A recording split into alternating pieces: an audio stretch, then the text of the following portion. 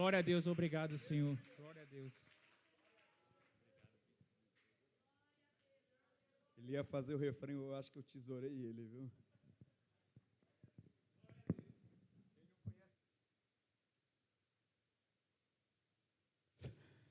Aleluias, amém? Quero chamar a pastora Gi, vai estar ministrando a palavra do Senhor sobre a nossa vida em nome de Jesus.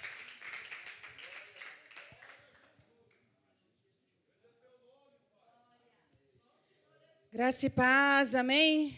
Glória a Deus. Bendito é o nome do Senhor. Nós já oramos aqui, já ministramos, já louvamos, adoramos ao Senhor, mas eu quero fazer uma oração rápida em nome de Jesus. Feche seus olhos comigo, Senhor. Em nome de Jesus, nós iremos nos alimentar da Tua palavra nesse momento. Senhor, sem Ti nada podemos fazer. Senhor, que o Senhor venha me usar nesse lugar como um vaso, que o Senhor venha derramar da Tua porção nessa noite sobre cada vida. Não aquilo que nós queremos ouvir, não aquilo que eu quero falar, mas aquilo que o Senhor quer dizer para a Tua noiva nessa noite.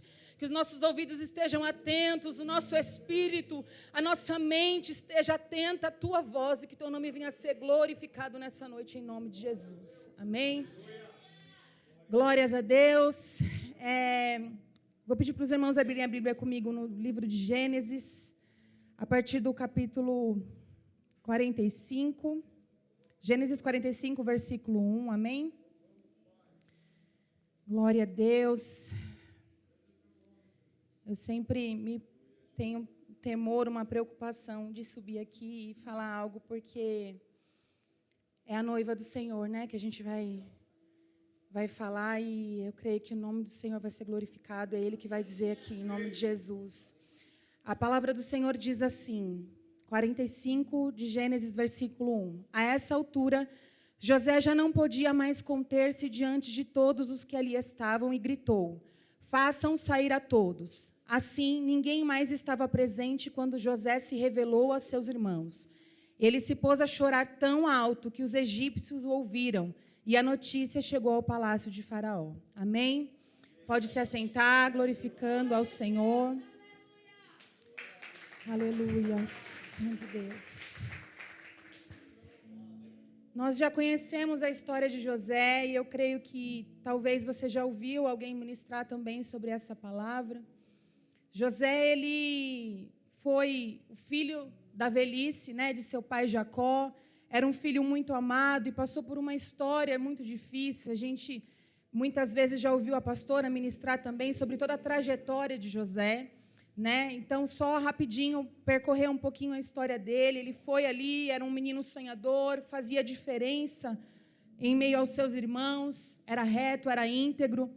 E um dia teve um sonho, Deus revelou a ele algo que ia fazer no futuro próximo, no futuro de José. E ele acaba confiando em seus irmãos e revelando esse sonho a esses irmãos. E os irmãos se iram, têm inveja dele e planejam a sua morte. Mas Deus interveio na vida de José, não permitiu que aquilo acontecesse. Porém, José foi vendido, foi parar na casa de Potifar, ficou servo ali como escravo, servindo. E em tudo que José fazia, Deus prosperava, porque Deus se agradava do coração e das atitudes de José. E naquele tempo, naquele momento, a mulher de Potifar acaba olhando, desejando José, tenta se deitar com ele, cobiça. José, ele se nega. Isso tudo você já conhece. E por se negar, por ser fiel ao Senhor, mesmo assim, o que José colhe é uma calúnia. Se levanta uma calúnia contra ele, José é preso. E ali na prisão ele também prospera, Deus abençoa José, José se torna líder daquele lugar. E em algum momento, duas pessoas, o copeiro e o padeiro, são presos também. Tem um sonho, José revela aquele sonho e pede para o copeiro para se lembrar dele quando ele chegasse a Faraó. O copeiro chega a Faraó e se esquece de José. Por 2 anos, José ficou esquecido ali também na prisão, depois de ter revelado aquele sonho. E um dia Faraó tem um sonho, o copeiro se lembra de José, e José vai revelar, interpretar aquele sonho de José. E tudo isso você já conhece. José se torna governador ali do Egito. E no tempo em que José sonhou, com seus 17 anos de idade, até assumir o governo ali do Egito. José ele assume o governo com 30 anos de idade. 13 anos se passam em todo esse período que José passa toda essa perseguição, essa dificuldade. E entre José sonhar aquele sonho e se cumprir a promessa do sonho dele de que os seus irmãos e o seu pai se prostrariam diante dele, se tornam 22 anos de espera. E o que eu quero ministrar, o que Deus colocou no meu coração nesse momento, não é sobre o tempo em que José teve que esperar para se cumprir a promessa, mas o percurso de José até receber a cura de tudo isso que ele passou. A cura que José vivenciou não foi do dia para a noite. E às vezes nós passamos por momentos de aflições, de dificuldades, de perseguições e traições. E a cura, ela vem de uma maneira gradativa. E a cura, ela vem de acordo com as atitudes que nós tomamos. E José, ele precisou tomar decisões na sua vida, na sua trajetória, para conseguir alcançar essa cura. E a primeira atitude que José tem, em meio a toda essa situação difícil, de perseguição, de luta, a primeira atitude que José tem na sua história para receber no final o milagre e posteriormente a sua cura, é a obediência acima dos seus sentimentos. José não andava por aquilo que ele sentia. Eu imagino, a Bíblia não relata, mais para frente a Bíblia vai relatar numa conversa dos irmãos, dizendo que José clamou pela vida dele e chorou, pedindo para os irmãos não o venderem. Mas a gente não sabe se José tinha alguém com quem ele se confidenciava nesses anos todos. A gente não sabe se José chorava, se José orava e clamava ao Senhor para que ele fosse curado. Mas, independente dos seus sentimentos, José ele decidiu obedecer aquilo que Deus tinha dito a ele. A obedecer a palavra do Senhor e ser fiel ao Senhor em todo o tempo, independente do seu sentimento.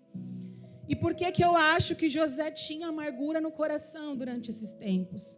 Em Gênesis 41:50, a Bíblia vai falar sobre os nomes de José, dos filhos de José. Antes dos anos de fome, a Zenate, filha de Potífera, sacerdote de On, deu a José 2 filhos. Ao primeiro, José deu o nome de Manassés, dizendo: Deus me fez esquecer de todo o meu sofrimento e de toda a casa de meu pai. Ao segundo filho, chamou Efraim, dizendo: Deus me fez prosperar na terra que tenho sofrido. Imagino eu que todas as vezes que José chamava os seus filhos, ele se lembrava da dor que ele tinha sofrido. Todas as vezes que ele chamava Manassés, vinha aqui, ele estava dizendo: Deus me fez esquecer de todo o meu sofrimento, de toda a casa de meu pai. Todas as vezes que ele chamava o Efraim, ele dizia: Deus me fez prosperar na terra onde tenho sofrido. O nome do filho não é onde eu sofri, é na terra onde tenho sofrido. O sofrimento ainda permanecia no coração de José, mesmo depois de todo aquele tempo. Mas mesmo nesse sentimento de sofrimento, de frustração, José, ele decidia obedecer, não pelo que ele sentia, mas por aquilo que ele sabia de Deus. Aquilo que Deus tinha revelado para ele, daquilo que ele viveria. Ele vivia acima do sentimento, ele decidia obedecer através da palavra que estava sobre ele, não pelas circunstâncias. Imagino que José, com 17 anos... Quem aqui tem 17 anos ou por volta de 17 anos? Levanta a mão. Pedro, Gabriel, sério? 18 anos. Já é 18. Imagina vocês, esses meninos, sendo perseguidos, sendo vendidos, saindo da sua terra, da sua parentela, indo para uma terra estranha, sem conhecer ninguém. E ali prosperando, Deus abençoando e mesmo fazendo tudo certo, ainda assim, o que ele colhia era calúnia, o que ele colhia era perseguição, o que ele colhia era uma prisão, mesmo fazendo tudo certo. Mas Deus tinha um propósito na vida de José e mesmo acima dos seus sentimentos, talvez de tristeza, de frustração diante das situações com seus irmãos, ele decidia andar em obediência. A obediência inicia o meu processo de cura. Amar a Deus acima dos meus sentimentos, acima da minha amargura, inicia o processo da minha cura.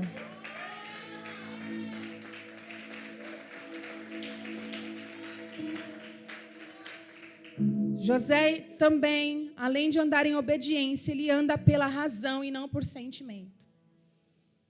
Jeremias 17:9 diz assim: o coração é mais enganoso que qualquer outra coisa e sua doença é incurável. Quem é capaz de compreendê-lo? O nosso coração é enganoso, por isso que a palavra do Senhor diz para a gente ter uma fé baseada na razão. A razão nos dá o norte, ela é uma bússola para nós. Se nós andarmos debaixo de sentimentalismo, a gente vai andar direcionado, sendo conduzido pelaquilo que a nossa carne quer. Se nós andarmos com a nossa razão focada na nossa fé, naquilo que Deus já nos diz na sua palavra, a gente consegue ter uma direção em sentido à nossa bênção, em sentido ao nosso alvo e à promessa que o Senhor nos deu, ao centro da vontade do Senhor. Romanos 12:1 diz assim: portanto, irmãos, rogo-lhes pela misericórdia de Deus que se ofereçam em sacrifício vivo, santo e agradável ao Deus. Este é o culto racional de vocês. A razão de José, o sentimento de José, talvez dizia para ele se afundar em amargura. Talvez José olhasse para a sua situação e falasse: eu já estou aqui mesmo. Eu já fui vendido pelos meus irmãos, eu já não estou mais na tutela do meu pai. Eu já não estou mais sob a direção do Deus que o meu pai serve, que os meus antepassados serviram. Eu já estou numa terra estranha. Eu não preciso mais andar em obediência. Olha onde eu já fui parar. Essa mulher, ele tinha 17 anos, a Bíblia diz que ele era um homem formoso, ele era simpático, ele era atraente aos olhos de uma mulher. Ele poderia simplesmente decidir desobedecer, mas a razão dele, a fé racional de José, direcionava ele para a obediência, para viver o cumprimento daquela palavra que Deus tinha dito a ele. Acima do seu sentimento de talvez pecar, acima do seu sentimento de chutar o pau da barraca e fazer o que era errado mesmo, ele tinha no seu coração um desejo de adorar ao Senhor e uma fé fundamentada na sua razão, naquilo que Deus tinha decretado sobre ele.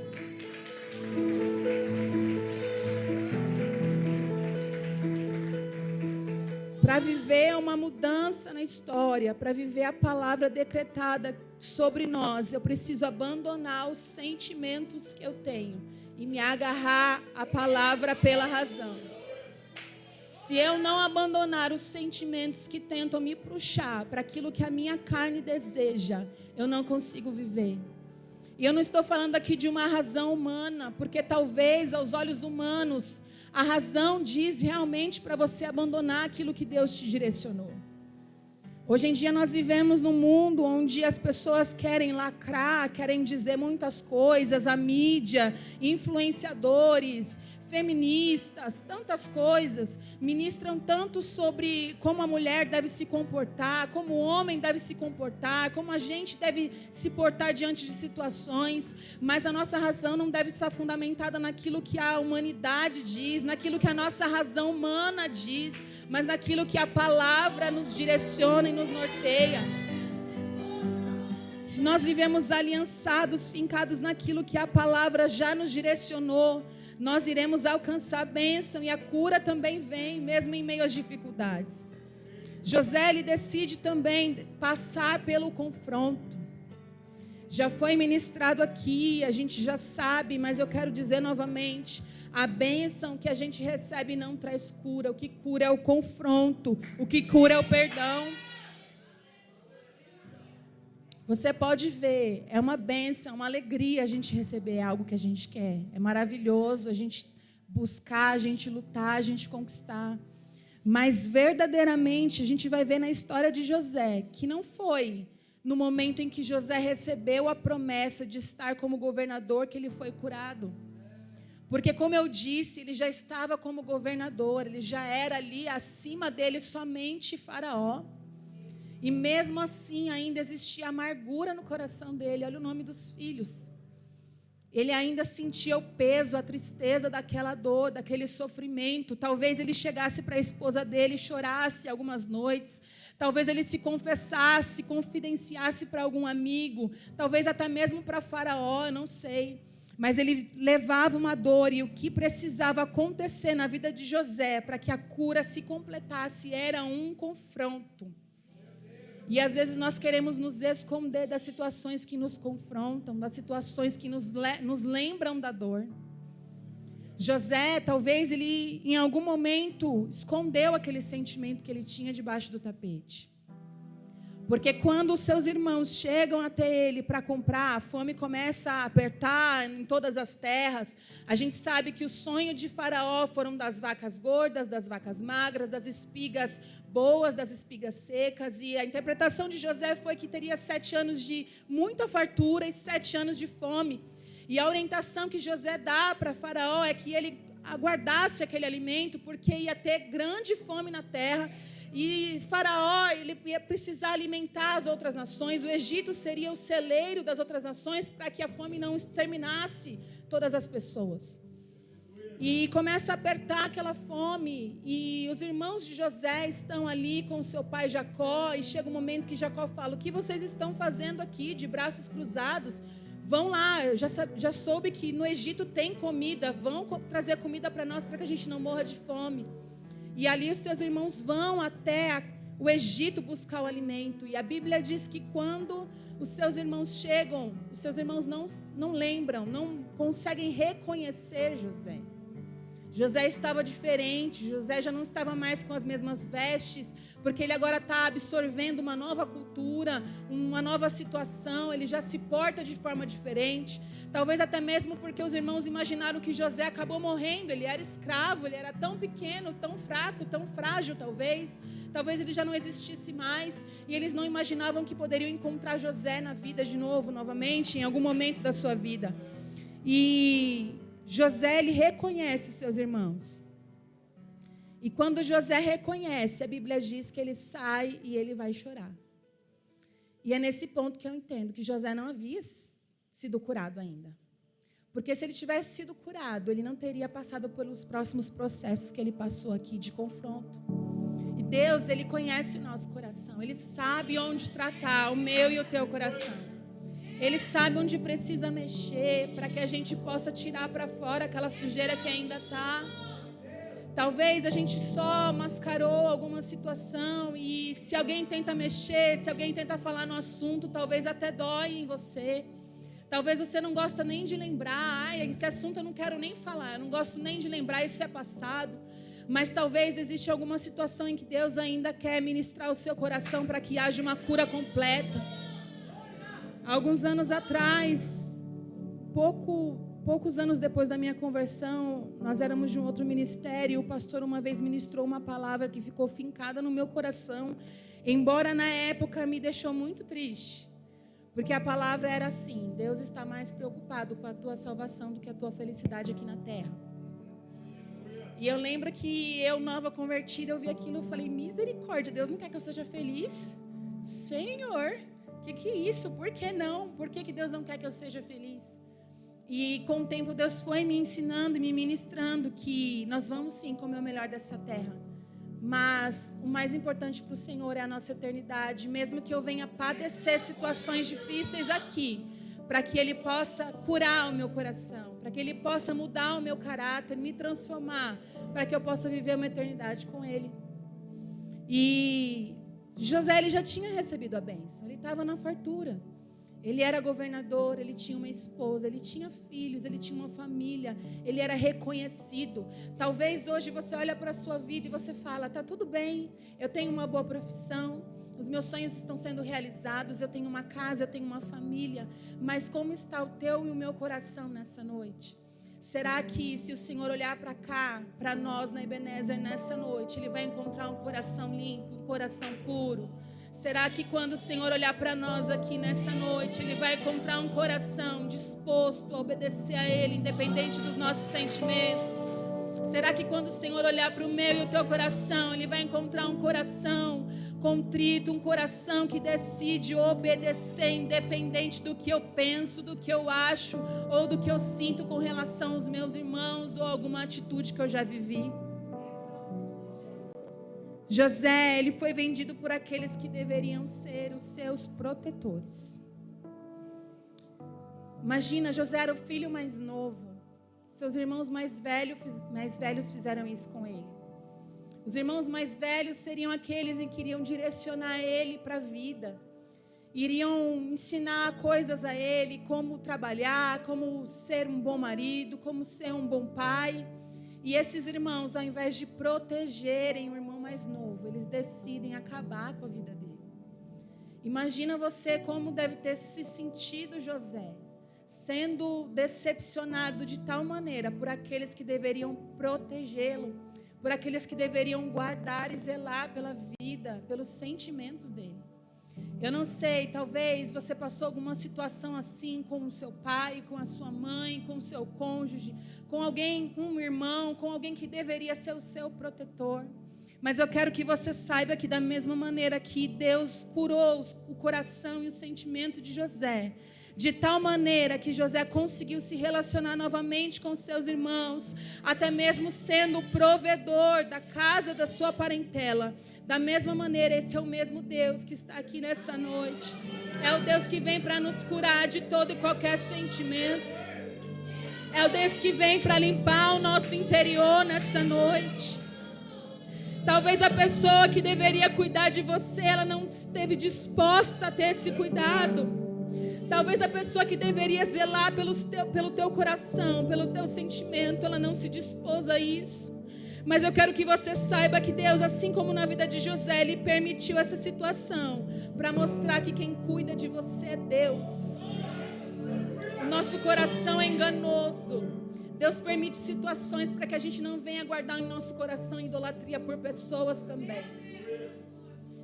Antes da cura de José, ele se aproveita daquela situação para se vingar dos seus irmãos. Eu vejo um José ferido, um José magoado, um José frustrado, que se aproveita que seus irmãos não o reconheceram para trazer o terror mesmo na vida dos irmãos, porque sangue de Jesus. A Bíblia diz, se você ler toda a história, que José começa a acusar eles de perseguidores, de... Não é ladrões, é espias, obrigada. Espias. E aí, ele prende eles por 3 dias no cárcere. Depois, Deus toca o coração dele, ele libera e deixa só mais um deles preso. Manda eles voltarem, coloca o dinheiro todo na bolsa deles. E eles se amedrontam quando vem aquilo. Eles falam, meu Deus do céu, a gente só vai poder voltar lá de novo para buscar o nosso irmão se a gente levar o irmão mais novo, porque José pede, ele quer ver Benjamim, o irmão mais novo, ele quer saber do irmão mais novo.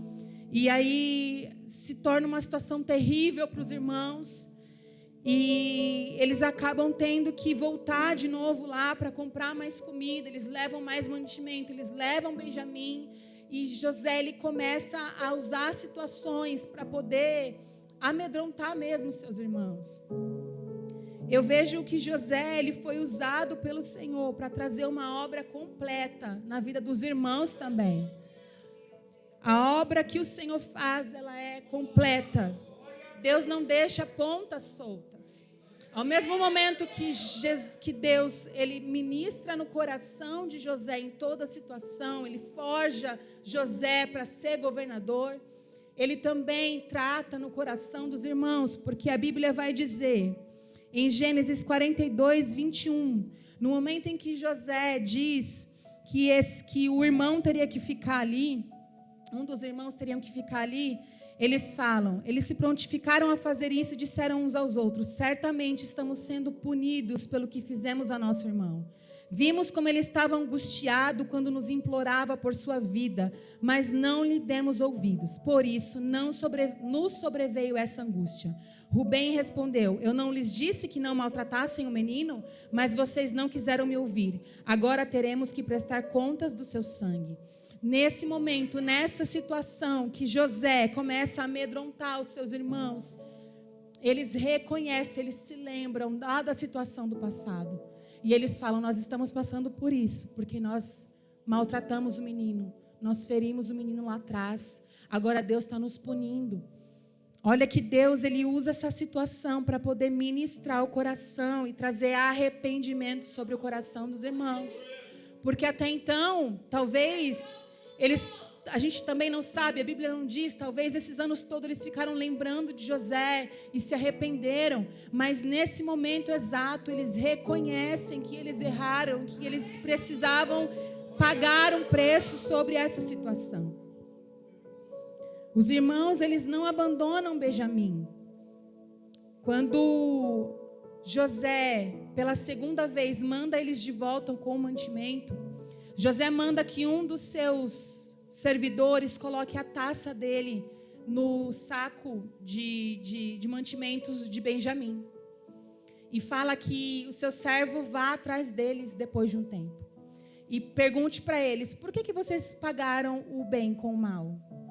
Por que vocês roubaram o meu senhor? E o servo de José faz isso, vai atrás deles e os irmãos falam, não, meu senhor, nós somos homens honestos.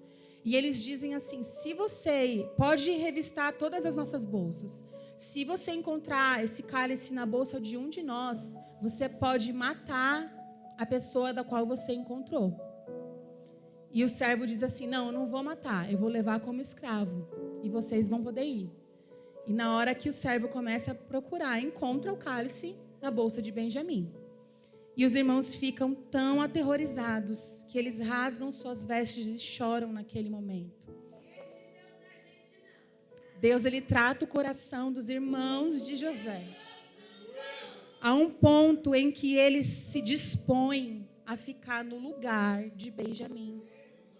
Os mesmos irmãos que um dia abandonaram, tentaram matar o irmão mais novo, venderam esse irmão mais novo, agora esses irmãos já não querem mais abandonar Benjamim, eles querem se entregar no lugar de Benjamim. Entenda que Deus, ele faz a obra completa, ele trabalha em quem feriu e trabalha no ferido.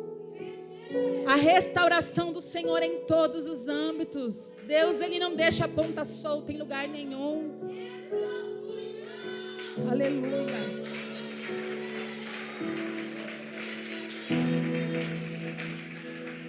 Nesse momento, os irmãos não abandonam Benjamim, eles voltam a José, mesmo o servo dizendo, eu vou levar só Benjamim como escravo, vocês podem voltar para casa. Eles se negam a isso, eles voltam junto com Benjamim e com o servo até José. E eles não abandonam Benjamim em maneira nenhuma. Nota que há uma mudança no caráter e na conduta dos irmãos de José nesse momento. Eles se arrependem do que fizeram de José, reconhecem que erraram. E eles resolvem restituir aquilo que tinham feito de errado, não em José, porque para eles José estava perdido, morto, mas na vida de Benjamim. Eles resolvem fazer a restituição, o reparo do seu erro na vida de Benjamim. Judá toma a frente e se dispõe em ficar no lugar do irmão mais novo. Em Gênesis 44, 33, a Bíblia diz assim, por isso agora te peço, por favor, deixa o teu servo ficar como escravo do meu senhor no lugar do jovem e permite que ele volte com seus irmãos. Como poderei eu voltar a meu pai sem levar o jovem comigo? Não posso ver o mal que sobreviria ao meu pai. Eles se colocam na posição correta de proteção do mais novo. Há um ajuste de contas no mundo espiritual aqui.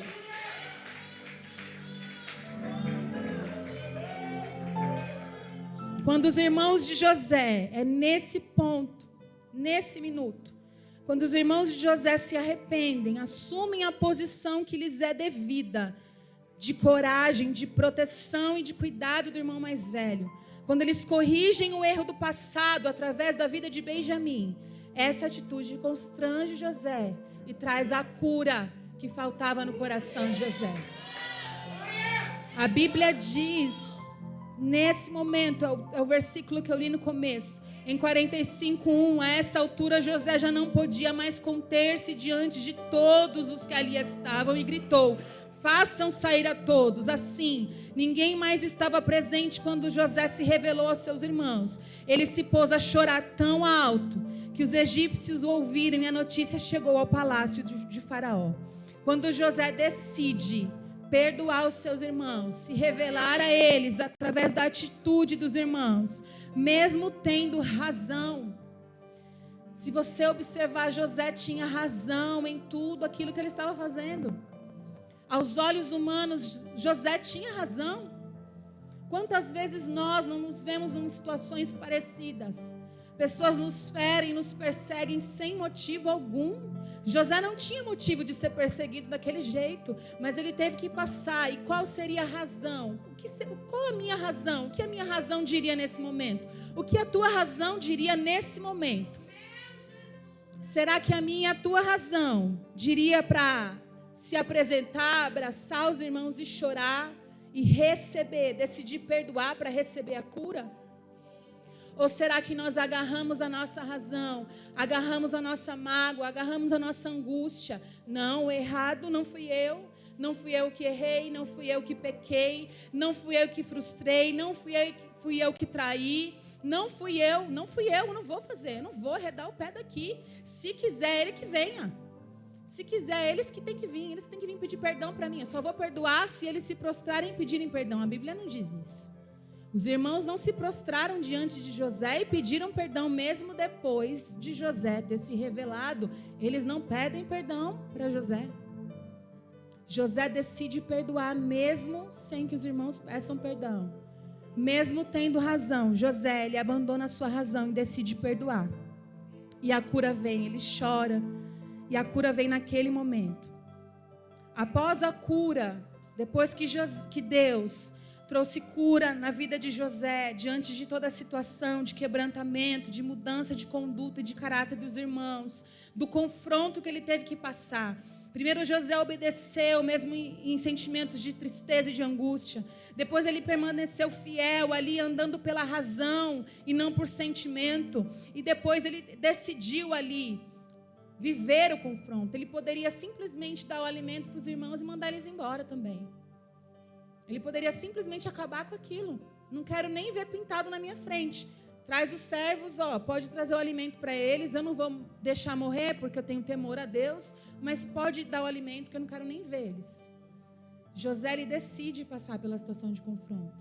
Ele decide viver aquele momento com os irmãos. Depois que José passa por um momento de cura, José reconhece o propósito de Deus na sua dor. Em Gênesis 45:5, a Bíblia diz que José fala assim com seus irmãos: agora não se aflijam e nem se recriminem por terem me vendido para cá, pois foi para salvar vidas que Deus me enviou adiante de vocês. Já houve 2 anos de fome na terra, e nos próximos 5 anos não haverá cultivo nem colheita. Mas Deus me enviou à frente de vocês, para lhes preservar um remanescente nessa terra, e para salvar-lhes as vidas com grande livramento.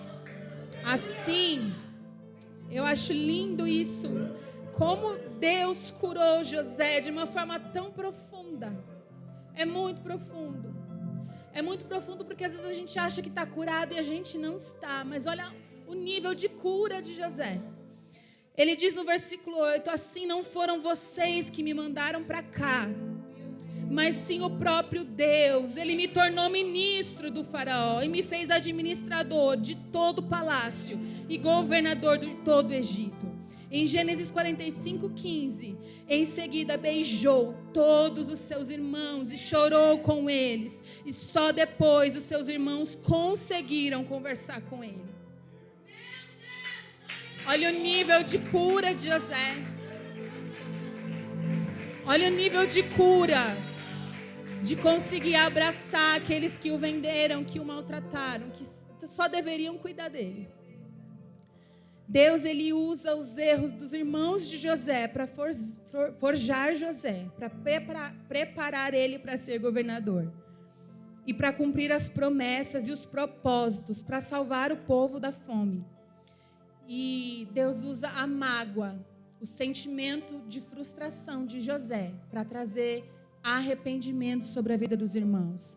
Porque se José tivesse deixado eles irem embora, talvez eles não tivessem reconhecido o erro deles ali naquele momento. Foi através da mágoa, da atitude de José, de confrontá-los ali, de amedrontá-los, que eles reconheceram o erro deles lá do passado. Eu não estou dizendo que a atitude de José foi uma atitude certa. O que eu estou dizendo é que Deus, Ele permite situações para cumprimento de propósitos, de promessas. Deus, Ele usou a situação, Ele agiu nas duas histórias, no perseguidor e no perseguido. Deus, Ele trabalha em todas as esferas. Ele trabalha nas duas pontas, naquele que feriu, naquele que foi ferido, naquele que foi vendido e naquele que vendeu, naquele que traiu e naquele que foi traído. A obra, ela é completa.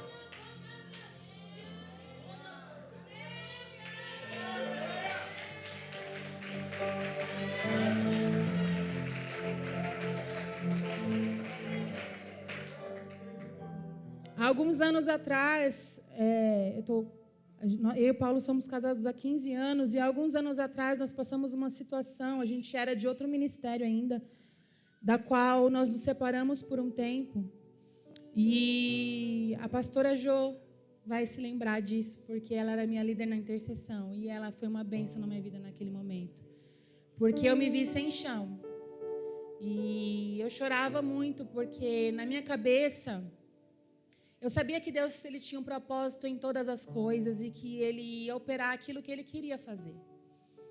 Mas eu ficava com um sentimento, e se Deus não quiser fazer? Eu lembro que eu falava para a pastora Jo, pastora, mas e se Deus não quiser restaurar o meu casamento? Porque e se Ele não quiser? A vontade dEle é soberana. E ali a pastora Jo um dia foi visitar a minha casa para orar com uma outra pastora, que é uma bênção também, amo demais a vida dela. E a gente vai com aquele sentimento, né? Agora a pastora vai ministrar e vai falar que ele está errado porque ele foi embora e eu estou aqui e vai trazer uma palavra de se ele não voltar, eu vou levar, ele vai morrer. Às vezes a gente fica assim, né? Glória. E eu ali, né? Esperando a palavra. Oh, glória, aleluia. Aquele vitimismo, né? Aquele sentimento de eu fui abandonada, eu estou sofrendo. E a pastora olhou para mim e falou assim: Deus tirou o teu chão para tratar com você e não com ele. Eu, como que é, Jesus? Deus tirou o teu chão para tratar com você e não com ele. Deus está tratando com você. Por isso que Deus tirou ele daqui, para tratar com você. E eu vejo isso na história de José também. Há todo um trabalhar do Senhor. Às vezes a gente se coloca numa situação de vítima. Eu não estou falando que aquele que é o traidor, o perseguidor, ele está certo. O que eu estou dizendo é que assim como na vida de José, na história de José, Deus, ele usa situações para nos preparar para coisas que ele vai fazer. A gente não compreende às vezes os caminhos do Senhor. É claro, a gente já ministrou, já falou isso algumas vezes, a pastora já ministrou aqui também, que quando Deus, ele dá uma promessa, ele não fala a trajetória que a gente vai percorrer, e a gente não sabe o que a gente vai passar, o que a gente vai viver. Quando Deus fala que vai nos curar, a gente não sabe também quanto tempo vai levar. Existe todo um trabalhar do Senhor, é todo um processo. Quando você se machuca, o machucado, o arranhão, a ferida, dependendo do tamanho dela, ela não vai sarar de um dia para a noite. Há todo um trabalhar no seu organismo, as células se proliferando ali. Existem aquelas células que vêm para tirar o sangramento, existem aquelas células que vêm para reparar o tecido. Há todo um tempo, há todo um trabalhar ali naquele tecido, na sua pele, no seu corpo, no seu organismo. E de maneira, a nossa alma não é diferente. Deus, ele tem processos a nos fazer passar para que a gente possa receber essa cura, assim como José recebeu, e a gente precisa estar disposto a ser tratado, a passar pelos processos para que a cura venha e que a gente possa viver aquilo que o Senhor tem para a nossa vida. Em Romanos 8, 28, a Bíblia diz: sabemos que todas as coisas contribuem juntamente para o bem daqueles que amam a Deus, daqueles que são chamados segundo o seu propósito. É maravilhoso, é uma bênção receber a promessa. Mas Deus, ele quer nos trazer a cura. Ele quer nos entregar um coração limpo. Ele quer a gente abençoado em todos os âmbitos, em todas as áreas. Mas, em primeiro lugar, Ele quer que nós tenhamos uma eternidade com Ele. E se o nosso coração não estiver limpo, se hoje o Senhor voltar, a gente não vai subir. Não se preocupe com quem te feriu. Deus, Ele está trabalhando lá também. Firma os seus passos, os seus olhos, o seu alvo na palavra e na promessa que o Senhor te deu lá atrás. Existe uma palavra, existem palavras que o Senhor já nos deu talvez há muitos anos atrás. E talvez diante do cenário que você está vivendo, você falou, essa palavra eu acho que está errada, não vai acontecer. Mas existe todo um processo para que ela aconteça. E o tempo do Senhor, Ele é um tempo perfeito. E eu preciso permanecer firme, assim como José permaneceu em obediência, andando pela razão e não pelos sentimentos que me cercam. Hoje em dia, se você conversar com alguém, com mulheres, hoje em dia, eu trabalho com muitas mulheres. Em todos os lugares, qualquer clínica que eu vou, geralmente é só mulher. Eu trabalho com muita mulher e eu escuto muita coisa. E o que a gente mais escuta hoje em dia é as mulheres empoderadas, as mulheres independentes. Eu não dependo de ninguém, eu não preciso de ninguém. Eu vou, eu faço aonde eu quero, eu faço o que eu quiser. Se a gente anda nesse sentido, na contramão da palavra, a gente anda por sentimento, porque o sentimento nos diz isso mesmo. Nos diz que a gente não deve satisfação para ninguém. A gente trabalha, a gente vai aonde a gente quer, a gente não deve satisfação para ninguém. Mas nós devemos andar pela razão e não por sentimento, não por aquilo que o mundo nos prega e nos ministra. A palavra que o Senhor derramou e declarou sobre nós, ela vai se cumprir. Deus está trabalhando e a obra será completa. Talvez você não foi a pessoa que foi ferida, mas talvez você foi a pessoa que feriu. Uma vez um pastor contou uma história, uma parábola, um exemplo que também ficou marcado no meu coração. Ele diz, se um ladrão, ele vai, rouba, vai na sua casa, rouba a sua televisão. E aí um dia ele entra numa igreja, Deus toca o coração dele, ele se converte, se arrepende. E aí ele vai na sua casa e fala, bate lá e fala assim, fulano, eu preciso confessar que eu entrei na sua casa, eu era um ladrão, eu roubei sua televisão, mas Jesus me tocou, Jesus me curou, e eu estou aqui para te pedir perdão, amém? Amém. Só que isso não basta, ele precisa restituir aquilo que ele roubou, né? E é assim na nossa vida, às vezes talvez você foi alguém que feriu, e talvez só pedir perdão não vai bastar. Talvez você vai precisar fazer uma restituição, assim como os irmãos de José fizeram. Os irmãos de José restituíram aquilo que erraram através da vida de Benjamim. E através daquela atitude houve cura no coração de José. Você pode decidir ser um instrumento de cura nas mãos do Senhor, para curar aquele que te feriu. Jesus, Ele vai curar. Deus, Ele não abandona, Ele traz a cura nos sentimentos daquele que está com o coração contrito e busca a presença dEle. Mas você pode, você que feriu, decidir deixar Deus trabalhar da maneira que Ele quer, ou decidir ser um instrumento nas mãos do Senhor para ser cura na vida da pessoa que você feriu. Deus, Ele vai curar através de você ou apesar de você. Você pode decidir ser abençoado pelo Senhor, decidindo ser instrumento de cura. Através de José, Faraó abençoa os irmãos, a parentela de José inteira. Você vai ver no final da história que Faraó fica sabendo da história, ele vai até José, ele fala, dá as melhores terras para os seus irmãos, dá os melhores mantimentos, dá carruagem para eles irem buscar toda a família, os irmãos, as mulheres, os filhos, traz todo mundo para cá, traz todo mundo para perto, traz todo mundo aqui perto de você. Dá as melhores terras para eles. E se eles deixarem alguma coisa lá, fala para eles não se preocuparem, porque eles vão comer do melhor que tem aqui no Egito. Olha o que a cura, a obediência, o direcionamento de Deus fez na vida não só de José, mas de toda a sua parentela. Através da decisão de obedecer, através da decisão de andar por razão, através da decisão de aceitar o confronto, através da decisão de perdoar, através da decisão de liberar perdão, de receber a cura.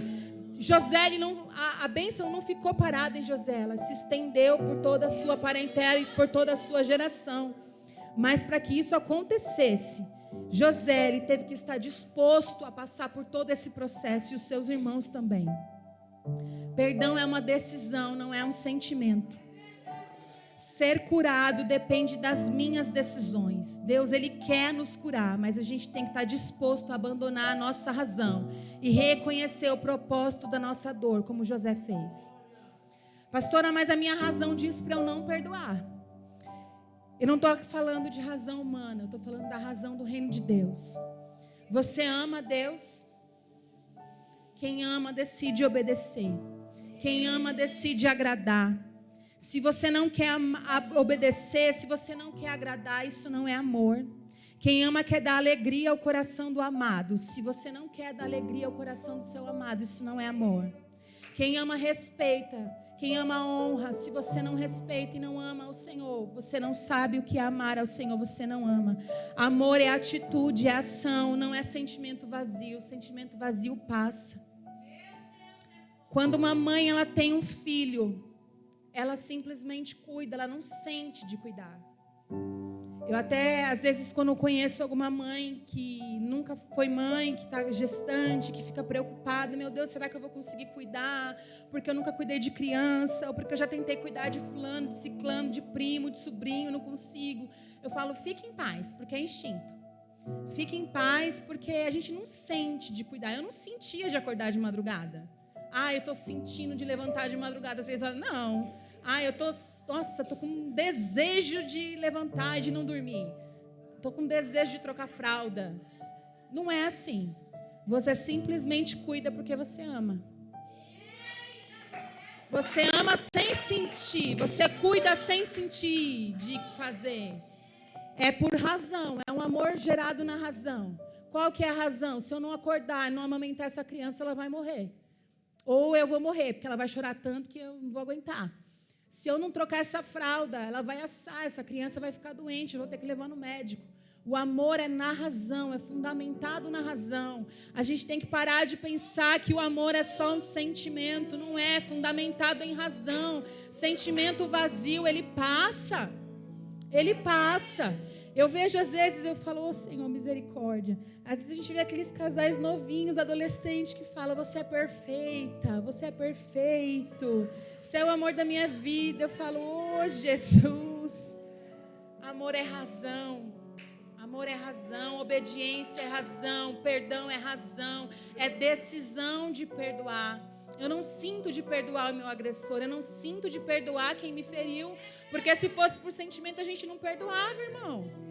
A gente não fazia, não. Eu decido perdoar.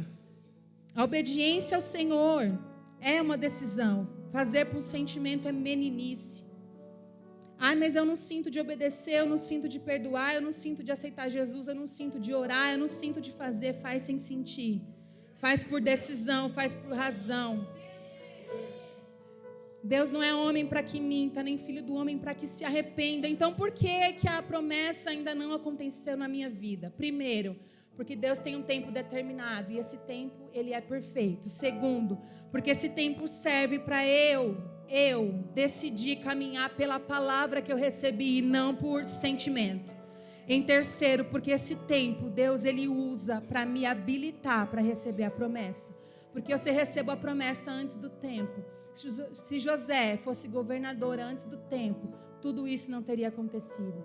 Não haveria libertação na vida dos irmãos, não haveria cura, não haveria arrependimento, não haveria milagre para trazer mantimento sobre todo um povo, sobre todo um período. A palavra que Deus liberou sobre você vai se cumprir, vai. A palavra de Deus, ela não volta vazia. Mas eu acelero o processo quando eu decido obedecer e focar no alvo, na palavra. Independente dos meus sentimentos. Quando eu decido perdoar, quando eu decido ser curado e quando eu decido viver pela palavra. Amém? Glória a Deus. Eu agradeço a minha oportunidade. E eu creio que Deus vai continuar falando conosco, em nome de Jesus, amém?